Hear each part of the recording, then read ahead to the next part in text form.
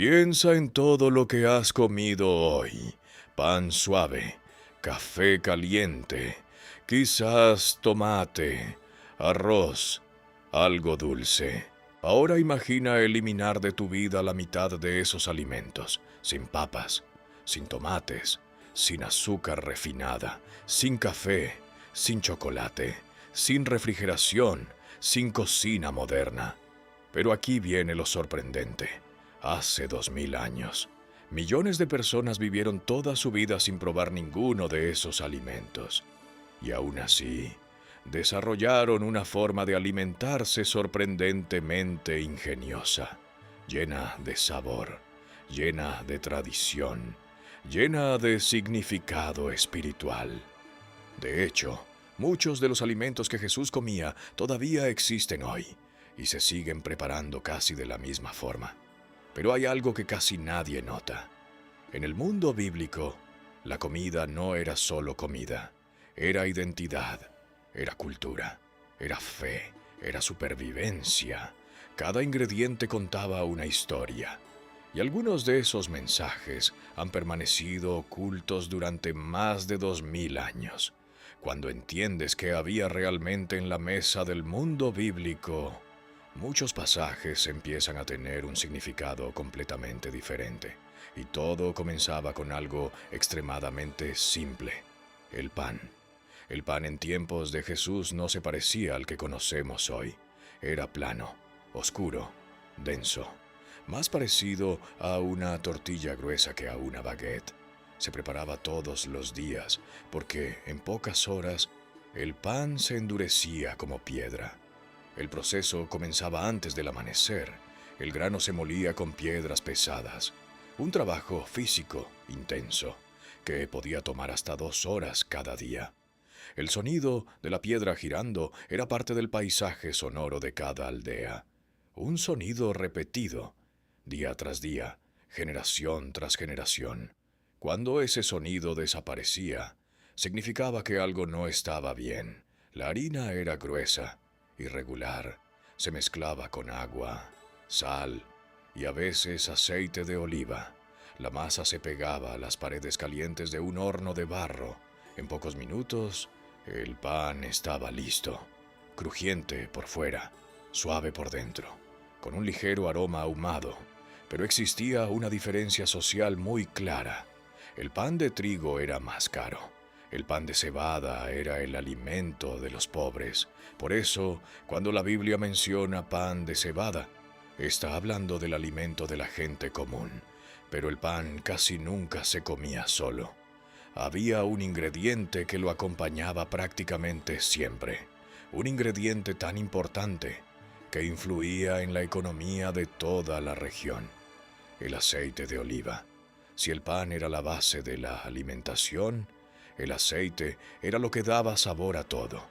Se utilizaba para cocinar, para conservar alimentos, para iluminar lámparas, para curar heridas, para proteger la piel del sol, para rituales religiosos.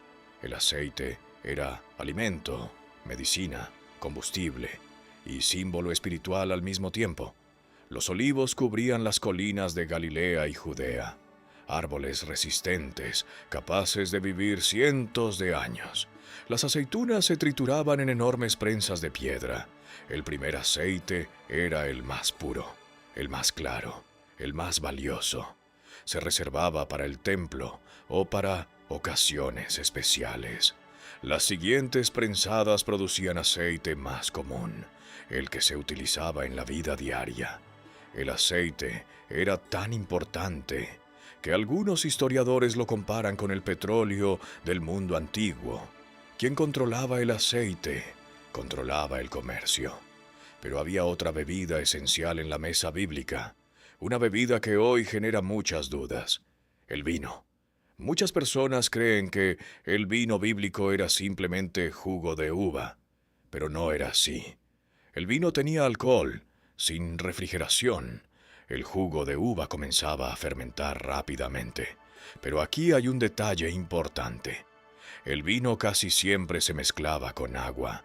Una parte de vino por 2 o 3 partes de agua. porque el agua podía contaminarse fácilmente. Mezclarla con vino ayudaba a conservarla por más tiempo. En muchos casos, beber vino era más seguro que beber solo agua. El vino se almacenaba en recipientes de piel llamados odres. Durante la fermentación, el material se expandía. Por eso Jesús dijo, no se pone vino nuevo en odres viejos. Era un ejemplo cotidiano, algo que cualquier persona del primer siglo entendía perfectamente.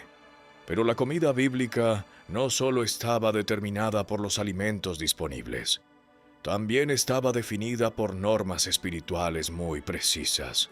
La alimentación estaba profundamente conectada con la espiritualidad. El libro de Levítico describía qué animales podían comerse. Solo animales que tenían pezuña hendida y rumiaban. Por eso el cerdo estaba prohibido. Los peces debían tener aletas y escamas. Muchos mariscos no se consumían.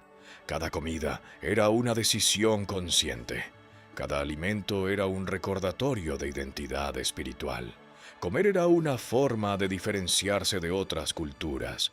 Pero entonces surge una pregunta interesante. ¿Qué había realmente en el plato de una familia común? La dieta diaria era simple pero variada. Por la mañana, pan, aceitunas, higos, dátiles. Al final de la jornada, lentejas, garbanzos, habas, cebollas, ajos, pepinos. Las especias eran fundamentales para dar sabor: menta, comino, cilantro, mostaza.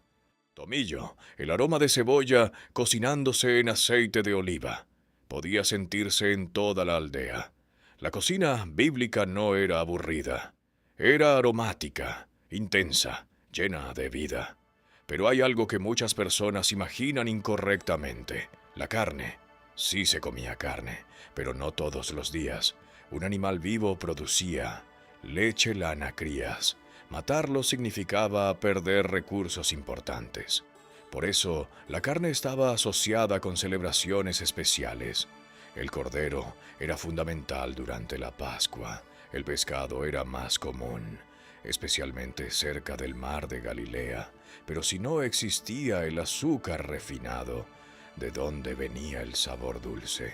El dulce provenía de fuentes naturales: miel, higos, dátiles, uvas granadas. La famosa expresión, una tierra que fluye leche y miel, representaba abundancia natural.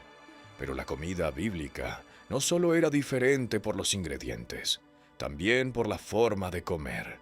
Las personas no se sentaban en sillas, se reclinaban alrededor de mesas bajas. La comida se servía en platos comunes. Todos compartían la misma fuente. El pan se utilizaba como utensilio. Se mojaba en aceite o en guisos. Compartir el plato era una señal de confianza.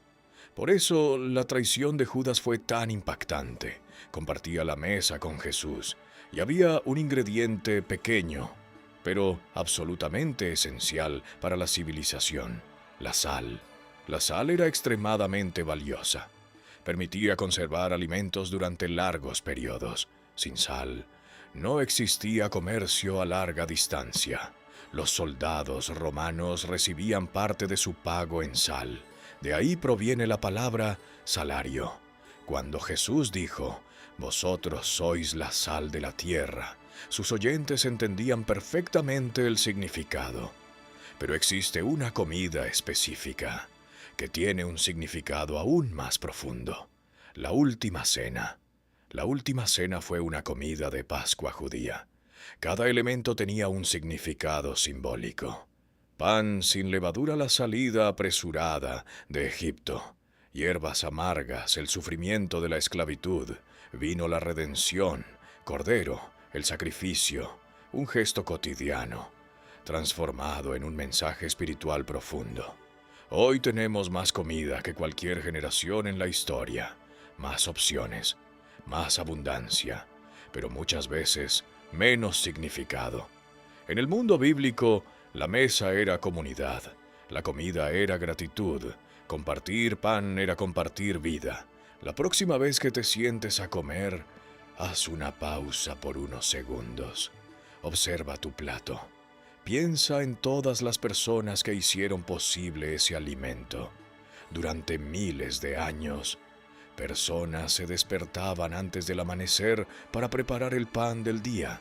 Molían grano con sus propias manos, encendían fuego, cocinaban para que sus familias sobrevivieran un día más.